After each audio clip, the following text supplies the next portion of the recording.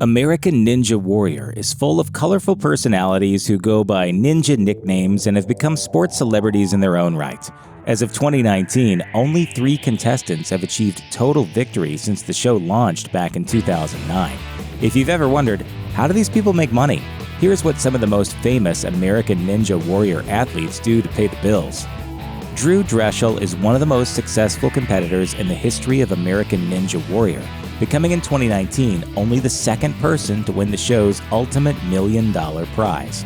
Drechsel gained the nickname Real Life Ninja as a teenager by impressing his friends with parkour tricks, and his accomplishments stand up to that reputation, as he holds multiple speed records for American Ninja Warrior and is one of the relatively few American competitors to have appeared on the original Japanese version of the course, where he made it to the 3rd stage an impressive 6 times. As USA Today points out, he's a ninja as his day job, too. Although in the earliest seasons of Ninja Warrior, Drechsel was listed as a used car salesman, he, as several other veterans of the show have done, opened his own gym, which he uses to train others in the arts necessary to do the world's most extra obstacle course.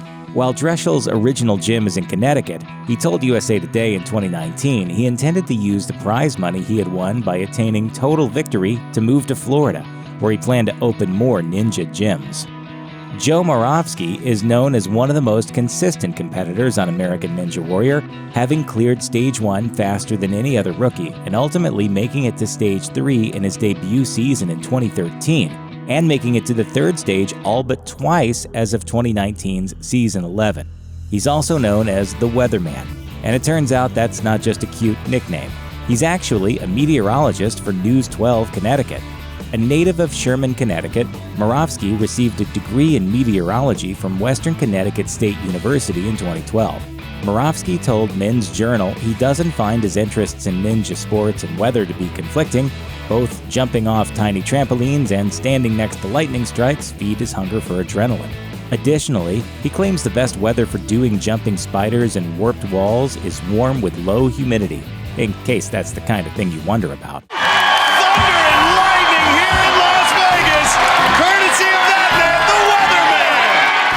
It might seem as if every other American Ninja Warrior entrant is a youth pastor or worship leader, and Daniel Gill is one of the show's most successful examples. The self-proclaimed Kingdom Ninja ran the course in his first eligible season in 2015. Since then, Gill has been known for his explosive performances and his long, curly hair. In 2019, he was the only competitor besides Drew Drechsel to make it to the final stage, but he became the first person ever to time out on that stage as he failed to beat Drechsel's pace, leaving total victory just out of reach. As Gill himself explains on his homepage, in addition to being a 5-time Ninja Warrior finalist, he has also worked as a worship leader, singing and playing bass in the worship band at his home church in Houston, Texas. Since appearing on the show, though, he's also begun traveling as a motivational speaker.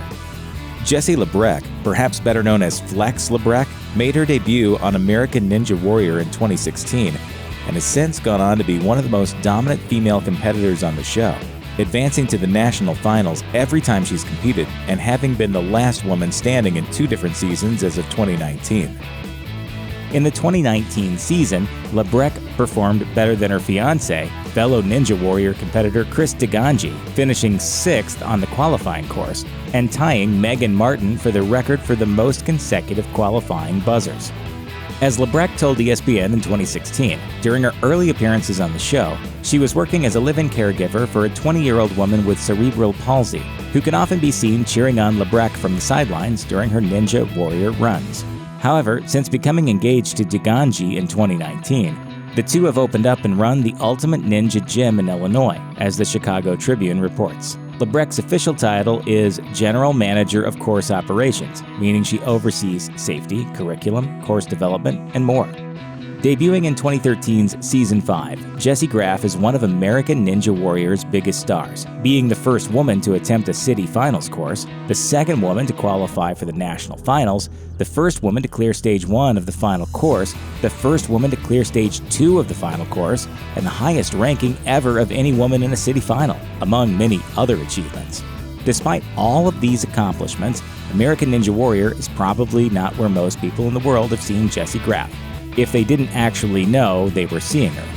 Graff's day job is as a stunt woman, and as she explains on her homepage, she's worked on a number of incredibly well-known projects, including Wonder Woman, Transformers, and Agents of S.H.I.E.L.D., among others. Her many projects in the superhero genre have been reflected in her tendency to wear superhero-themed costumes while running the Ninja Warrior course. Her work on Wonder Woman 1984 caused her to miss running the National Finals course in Season 10. Getting to work on Wonder Woman 1984 is more than a dream come true. The bad news is that it means I can't compete in Vegas this year. But she returned for Season 11, again qualifying for the National Finals. Additionally, Graff has black belts in Taekwondo and Kung Fu, as well as degrees in theater and, yes, you guessed it, aerospace engineering. David Flip Rodriguez is one of American Ninja Warrior's standout competitors, known for the blazing speed in which he finishes courses, often taking the fastest time of any night on which he competes. He first competed in Season 4 in 2012, and he has competed in every season since, making the National Finals in all but one season as of 2019.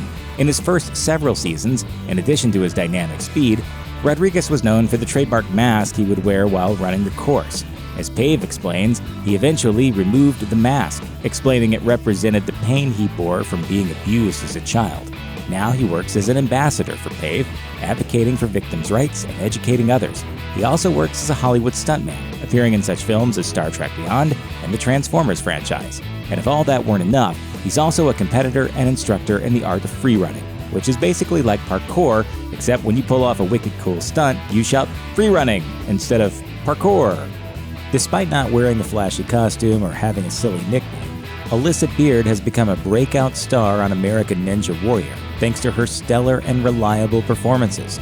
In her debut season, she managed to advance to the city finals, earning her spot as one of the Fantastic Four women to do so. In 2017, she became the second woman ever to hit a buzzer on Stage 1 after Jessie Graff, as well as being the first woman, along with Flex Labreck, to complete a city qualifying course, and the first woman to be the first overall finisher of any course.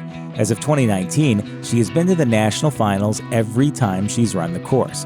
While such accomplishments might be expected from other competitors who are pro rock climbers or free runners or pole vaulters or what have you, you might be surprised to hear of them coming from an otherwise unassuming 5th grade teacher.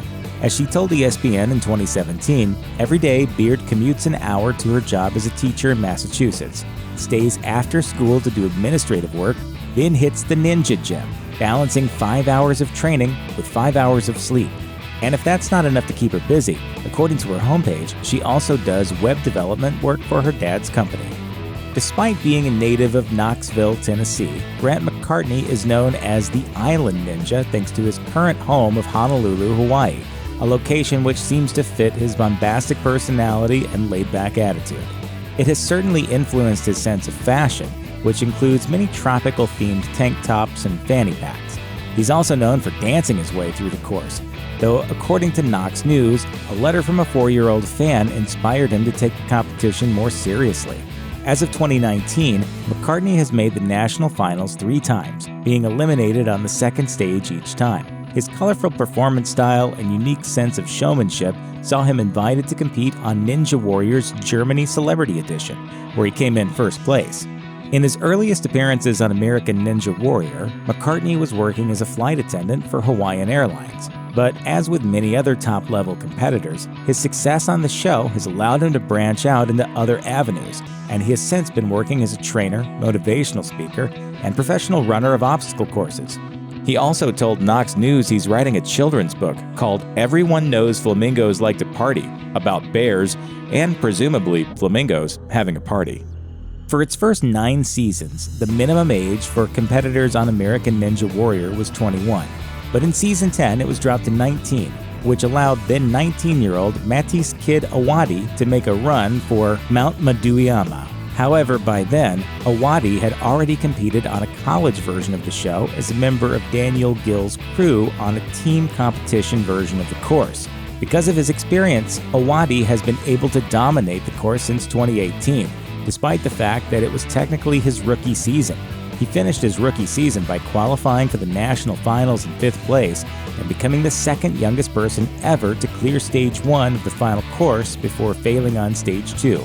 In Season 11, Owadi defeated his mentor Daniel Gill on the Power Tower and made his way to Stage 3 of the final course. As he is one of American Ninja Warrior's youngest competitors, it won't surprise most people to learn that Owadi is still in college as of 2019.